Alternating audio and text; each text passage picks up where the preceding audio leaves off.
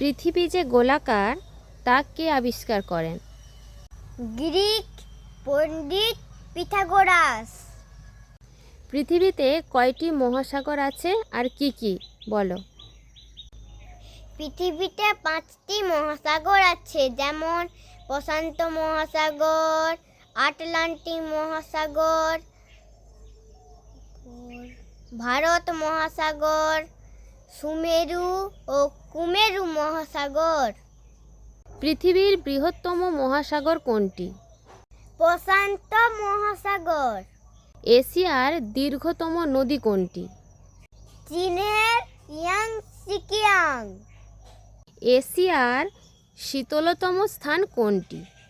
ভারখয়ানক্স। কোন নদকে বাংলার দুঃখ বলা হয়? দামোদর নদকে।